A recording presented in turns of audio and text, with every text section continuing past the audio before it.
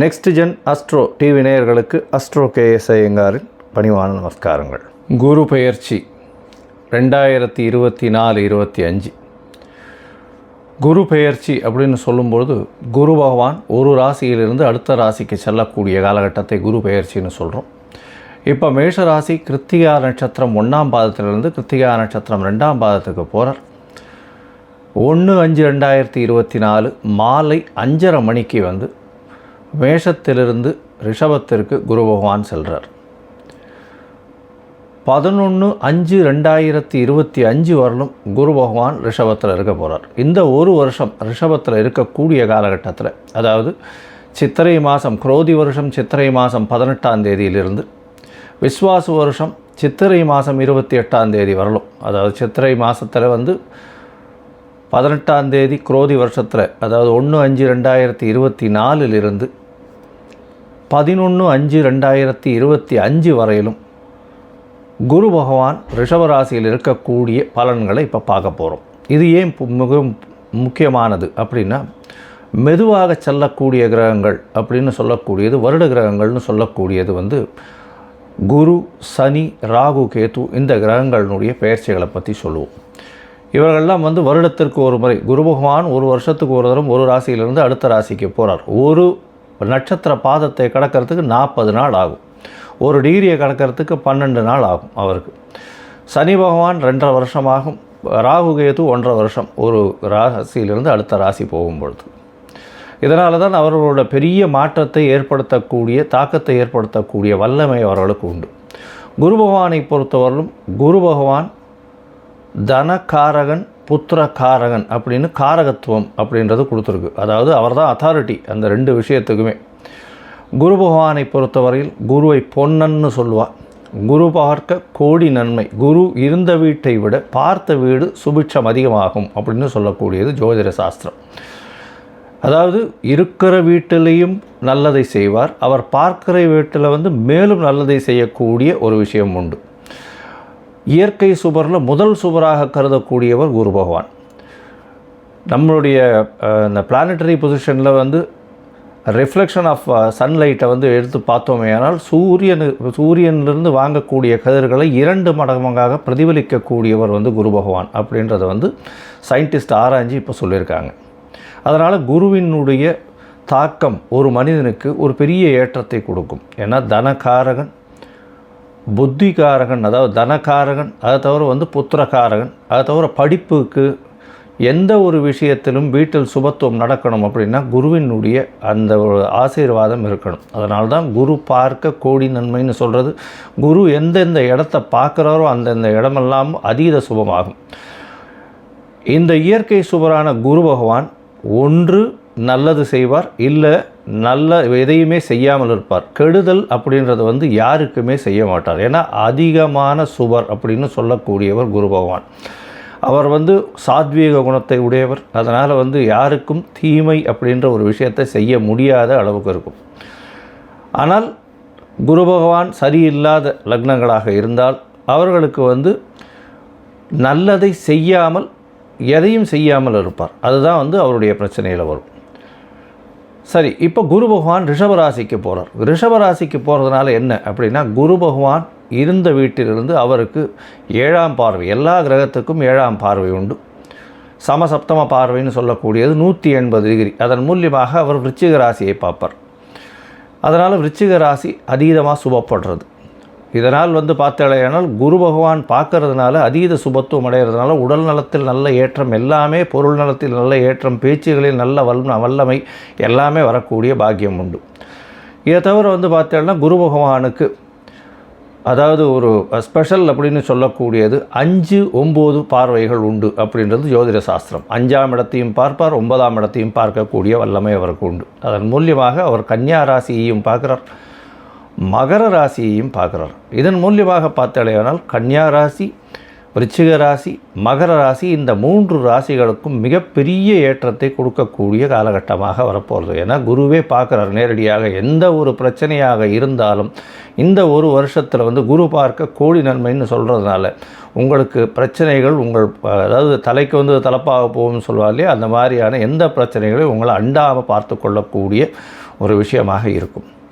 இதை தவிர பார்த்தோம்னா குரு பகவான் குருபலம் வந்துடுத்தா அப்படின்னு சொல்லக்கூடியது அதாவது இந்த எல்லாருமே சொல்லக்கூடியது. அதாவது கல்யாணத்துக்குன்னு பார்த்தா குருபலன் வந்துடுத்தா அப்படின்னு சொல்லுவாள். குரு பகவான் பொதுவாகவே ராசியிலையும் 2ஆம் இடத்துலையும் 4ஆம் இடத்துலையும் 5ஆம் இடத்துலையும் இந்த மாதிரி சப்தமத்திலையும் 9ஆம் இடத்துலையும் இந்த மாதிரியான இடத்துங்களில் இருந்தால் அவர் வந்து சப்தமத்தை பார்த்தால் 7ஆம் இடத்தை பார்த்தால் கோச்சார பிரகாரம் ராசிக்கு சந்திர ராசிக்கு பார்க்கும் பொழுது திருமண பாக்கியம் ஏற்படும் அப்படின்றது வந்து ஜோதிட சாஸ்திரம் சொல்கிறது. அதாவது அந்த காலகட்டத்தில் உங்களுக்கு கோச்சார பிரகாரத்தில் திருமண பாக்கியம் ஏற்பட்டாலும் தசாபுக்தியும் அதற்கு சப்போர்ட் பண்ணணும். அந்த மாதிரியான விஷயங்கள் இருக்குமேயானால் திருமணம் கண்டிப்பாக ஆகக்கூடிய பாக்கியம் உண்டு. ரொம்ப நாளாக தட்டி போனவாளுக்கெல்லாம் இப்போ கல்யாணம் ஆகக்கூடிய பாக்கியம் குரு பார்க்கறதுனால கண்டிப்பாக குருபலன் வந்துடுத்து அப்படின்னு சொல்லக்கூடியது. சரி, ஒருவேளை இந்த குரு பகவான் சிலருக்கு சரியாக இல்லை, அதாவது மறைந்திருக்கிறார், அதனால் வந்து அவர்களுடைய கதிர்கள் சரியாக வரலை அப்படின்னும் பொழுது என்ன பண்ணலாம் அப்படின்னா, குரு பகவானுக்கு உண்டான காயத்ரி அதாவது ஒரு நாளைக்கு 3 தரமாவது சொல்லணும். அது என்ன அப்படின்னா, ஓம் விருஷபத்வஜாய வித்மஹே கிருணீஹஸ்தாய தீமஹி தன்னோ குரு பிரச்சோதயாத்து அப்படின்றத ஒரு நாளைக்கு 3 தரம் சொல்லிட்டு வர்றதன் மூலியமாகவும், இல்லைன்னா ஓம் குருதேவாய வித்மஹே பிரம்மானந்தாய தீமஹி தன்னோ குரு பிரச்சோதயாத் அப்படின்றத ஒரு நாளைக்கு 3 தரம் சொல்லிட்டு வர்றதன் மூலியமாக குரு பகவானுக்கு உண்டான காயத்ரியை சொல்கிறதுனால குரு வலுப்படக்கூடிய வாய்ப்புகள் மிகவும் அதிகம்.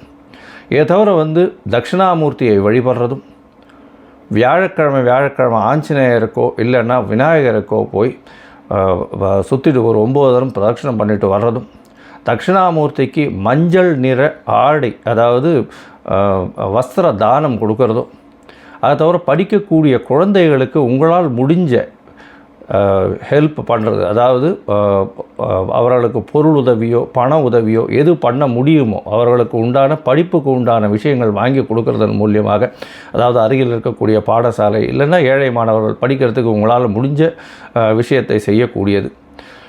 இதை தவிர ஆலங்குளம் போயிட்டு வர்றது, குரு பகவானுடைய க்ஷேத்திரம்னு சொல்லக்கூடியது ஆலங்குளம் போயிட்டு வர்றதும், நீங்கள் சார்ந்த மடாதிபதிகளை போய் சேவிச்சுட்டு வர்றதும் அது வந்து ஒரு பெரிய ஏற்றத்தை கொடுக்கும். இதை தவிர பார்த்தாலேயானால் மூக்கு கடலை சுண்டல் வந்து வியாழக்கிழமை அருகில் இருக்கக்கூடிய விநாயகர் கோவிலில் விநியோகம் பண்ணுறதன் மூலியமாகவும், உங்களால் முடிஞ்ச அதாவது உங்களால் எந்த அளவுக்கு முடியுமோ அந்த அளவுக்கு வந்து அருகில் இருக்கக்கூடிய இதில் வந்து நெய் உங்களால் முடிஞ்சது கொடுக்கக்கூடியதாக இருந்ததுனால் அபிஷேகத்துக்கு இந்த குரு பகவானின் தாக்கத்திலிருந்து எந்த ஒரு பிரச்சனையாக இருந்தாலும் மிகவும் சுலபமாக செல்லக்கூடிய வாய்ப்புகள் நிச்சயமாக உண்டு. சரி, இப்போ மேஷம் முதல் மீனம் வரை குரு பகவான் ஒரு ராசியாக என்னென்ன பலன்களை தருவார் அப்படின்றது நம்ம இப்போ பார்க்கலாம். சிம்மம், மகம், பூரம், உத்திரம் இந்த 3 நட்சத்திரம் 9 பாதங்களை கொண்ட ராசியின் அதிபதி சூரிய பகவான். இந்த குரு பெயர்ச்சி பார்த்தாலேயானால் 1/5/2024 11/5/2024 வரை உண்டான நாட்களில் இருக்குது. குரு பகவான் உங்களுடைய ராசிக்கு 10ஆம் இடத்துல போகிறார். என்ன சாமி 10ஆம் இடத்துல போச்சுன்னா குரு பகவான் உங்களுடைய தொழிலை கெடுத்துருவாரே அப்படின்னா அந்த மாதிரியான ஒரு பயம் வேண்டாம். ஏன்னா குரு பகவானை பொறுத்தவரையும் முதல்லே சொன்ன மாதிரி நான் எந்த ஒரு விஷயத்தையும் கெடுக்க மாட்டார். ஏன்னா குரு எந்த இடத்தில் இருப்பாரோ அந்த இடம் சுபத்துவப்படும், அவர் பார்க்கும் இடம் மேலும் சுபத்துவப்படும்ன்றது தான் வந்து ஜோதிஷ வழக்கு. அதனால் அவர் கெடுக்கக்கூடிய வாய்ப்புகள் கிடையாது. உங்களுடைய ராசிக்கு 10ஆம் இடத்தில் குரு பகவான் வந்தால் புதிய தொழில் நீங்கள் வந்து எடுக்க வேண்டிய கட்டாயத்திற்கு வரும். அதனால் அடிஷ்னலாக தொழில் பண்ணக்கூடிய வாய்ப்புகள் நிச்சயமாக இருக்கும். இப்போ இருக்கக்கூடிய தொழிலை விட மேலும் தொழில் விருத்தி அடையக்கூடிய வாய்ப்புகள் உண்டு. இந்த வருஷம் பார்த்தலையானால் உங்களுடைய அதாவது இந்த குரு பெயர்ச்சி பார்த்தலைன்னா உங்களுடைய ராசிக்கு 10ஆம் இடத்துல குரு பகவான் போய் அவர் வந்து உங்களுடைய ராசிக்கு 2ஆம் இடம் 4ஆம் இடம் 6ஆம் இடம் இந்த 3 இடத்தை பார்க்குறது ரொம்பவும் விசேஷம். 2ஆம் இடம்னு சொல்லக்கூடியது தனஸ்தானம். தனஸ்தானத்தை அவரே பார்க்குறார், தனக்காரகனே பார்க்கக்கூடியதுனால பணவரவிற்கு பஞ்சம் இருக்காது. குடும்பத்தில் நல்ல ஒரு ஏற்றம் இருக்கக்கூடிய காலகட்டம், பேச்சில் இனிமை நிற்கக்கூடிய காலகட்டம். ஏன்னா இவ்வளவு நாளாக 2ஆம் இடத்துல கேத்து இருக்கிறதுனால பேச்சில் கொஞ்சம் கடுமை இருந்திருக்கு. அதை தவிர நீங்கள் பேசக்கூடியதை அடுத்தவங்க தவறாக புரிந்து கொள்ளக்கூடிய காலகட்டமாக இந்த இவ்வளவு நாளாக இருந்திருக்கு. ஏன்னா கேது தனியாக இருந்ததுனால. இப்போ குரு பகவான் கேது பகவானை பார்க்கறதுனால கண்டிப்பாக உங்களுடைய பேச்சில் நல்ல ஒரு நளினம் இருக்கக்கூடிய காலகட்டம். கணவன் மனைவியிடையே நல்ல ஒரு ஒற்றுமை இருக்கும். குடும்பத்தில் நல்ல ஒரு ஏற்றம் இருக்கக்கூடிய காலகட்டமாக இருக்கும். உங்களுடைய ராசிக்கு 4ஆம் இடத்தை குரு பகவான் பார்க்கறதன் மூலியமாக படிக்கக்கூடிய மாணவர்களுக்கெல்லாம் பெரிய ஏற்றம் கிடைக்கும். அதுவும் இந்த 10th ஸ்டாண்டர்ட் 11th ஸ்டாண்டர்ட் அந்த லோயர் எஜுகேஷன் சொல்லக்கூடிய 5th 10th இந்த மாதிரியான விஷயங்கள் படிக்கக்கூடியவாளுக்கு பெரிய ஏற்றம் கிடைக்கும். இவ்வளவு நாளாக ஞாபக மறதி பெரிய பிரச்சனையாக இருந்தது. ஏன்னா பேச்சிலையும் பிரச்சனை, தடுமாற்றம், ரொம்ப புரிஞ்சு கொள்ள முடியாத நிலைமை. கேது பகவான் 2ஆம் இடத்துல இருக்கிறதுனால இப்போ பார்த்தீங்கன்னா 4ஆம் இடத்தையும் குரு பகவான் பார்க்கறது பெரிய ஏற்றத்தை கொடுக்கக்கூடிய காலகட்டம். இதை தவிர புதிய வீடு மனை வாங்கக்கூடிய பாக்கியம் உங்களுக்கு நிச்சயமாக உண்டு. ஏன்னா குருவே 4ஆம் இடத்தை பார்க்குற தாயின் உடல்நிலையில் நல்ல ஒரு ஏற்றம் இருக்கும். அதை தவிர தாயின் சொத்துக்கள் வரக்கூடிய வாய்ப்புகள் நிச்சயமாக உண்டு. உங்களுடைய ராசிக்கு 6ஆம் இடத்தை குரு பகவான் பார்க்குறார். 6ஆம் இடம்னு சொல்லக்கூடியது ருணரோக சத்ருஸ்தானம்னு சொல்லக்கூடியது.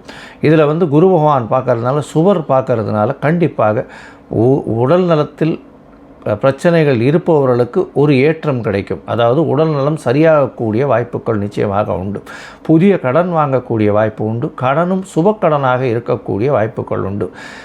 அதாவது செலவுகள் அதிகமாக இருக்கும், கட்டுக்குள் இருக்கும், சுபமாக இருக்கக்கூடிய வாய்ப்புகள் இருக்கும். புதிதாக தொழிலுக்குன்னு அதிகமாக கடன் வாங்கக்கூடிய, அதிகமாக முதலீடு செய்யக்கூடிய பாக்கியம் நிச்சயமாக உண்டு. இந்த வருஷத்தில் குரு பயிற்சியில் பார்த்தாலேனால் 6ஆம் இடத்துல குரு பகவான் பார்க்கறதுனால புதிய வேலை கிடைக்கக்கூடிய பாக்கியம். இந்த சிம்மராசிக்காரர்களுக்கு புதிய வேலை, அரசாங்கம் சம்பந்தப்பட்ட, அதை தவிர ஆன்மீக சம்பந்தப்பட்ட விஷயங்களில் செல்லக்கூடிய வாய்ப்புகள் நிச்சயமாக உண்டு. உங்களுடைய ராசிக்கு 2ஆம் இடத்தை குரு பகவான் பார்க்குறதும் 10ஆம் இடத்துல குரு பகவான் இருக்கிறதன் மூலியமாக இந்த ஆன்மீக சம்பந்தமாக சுற்றுலா செல்பவர்கள், அதை தவிர ஆன்மீக சுற்றுலாவுக்கு கூட்டின் போகிறவாளுக்கு பெரிய ஏற்றமாக இருக்கும். அதை தவிர ஆன்மீக பொருட்கள் விற்கிறவங்க, அதாவது இந்த கற்பூரம், எண்ணெய், அந்த மாதிரி இந்த விளக்கு, திரி, இந்த மாதிரியான விஷயங்கள் விற்கிறவாளுக்கு பெரிய ஏற்றம் கிடைக்கும். அட்மினிஸ்ட்ரேஷன் சைடில் இருக்கிறவாளுக்கு பெரிய ஏற்றம் கிடைக்கும். இருந்தாலும் வேலை மாறுதல்கள் வரும். இடம் ப்ரமோஷன் அந்த இடத்துலேருந்து இன்னொரு இடத்துக்கு போகக்கூடிய வாய்ப்புகள் நிச்சயமாக உண்டு. இந்த வருஷம் சமசப்தமத்தில் சனி பகவான் வேறு இருக்கிறதுனால எதிர்பாலினத்தவர் மூலியமாக சிறு சிறு பிரச்சனைகள் வரும். அதாவது நண்பர்கள் மூலியமாக பிரச்சனைகள் வரும். குரு பகவான் 10ஆம் இடத்திலிருந்து 6ஆம் இடத்தை பார்க்கறதுனால வேலை மாறுதல்கள் கண்டிப்பாக வரக்கூடிய வாய்ப்புகள் உண்டு. அரசாங்கம் சம்பந்தப்பட்ட வேலையில் இருக்கிறவாளுக்கு பிரச்சனைகள் நிச்சயமாக வரக்கூடிய வாய்ப்பு உண்டு. உங்களுடைய ராசிக்கு பார்த்தீங்கன்னா குரு பகவான், அதாவது 10ஆம் இடத்துல இருக்கக்கூடிய குரு பகவான் 4ஆம் இடத்தை பார்க்கறது ரொம்பவுமே விசேஷம். இதன் மூலியமாக படிக்கக்கூடிய மாணவர்களுக்கு பெரிய ஏற்றம் கிடைக்கும். இப்போ வரக்கூடிய எக்ஸாம்ஸ்லாம் நல்ல ஒரு மதிப்பெண் பெற்று நல்ல ஒரு ஏற்றத்தை கொடுப்பார். இந்த குரு பெயர்ச்சி அமக்களமாக ஒரு பெரிய ஏற்றத்தை கொடுக்கக்கூடிய குரு பெயர்ச்சி புதிய தொழில் பார்க்கக்கூடிய வாய்ப்புகள் நிறைய உண்டு. இருந்தாலும் புதிய கடனும் ஏறக்கூடிய வாய்ப்புகள் உண்டு. சப்தமத்தில் இருக்கக்கூடிய சனி பகவான் எதிராளிகளை நம்பாமல் இருப்பது ரொம்பவும் நல்லது. கூட்டுத் தொழிலில் ரொம்ப ஜாக்கிரதையாக இருக்கிறது நல்லது. கூட்டுத் தொழிலுக்கு அதிகமாக இன்வெஸ்ட் பண்ண வேண்டாம்ன்றதையும் சொல்கிறோம். பேச்சில் கவனம் தேவை, உடல் நலத்தில் மிகவும் கவனம் தேவை அப்படின்றத சொல்கிறோம். சிம்மராசிக்காரர்களுக்கு இது ஒரு சுமாரான குரு பயிற்சியாக இருக்கும்.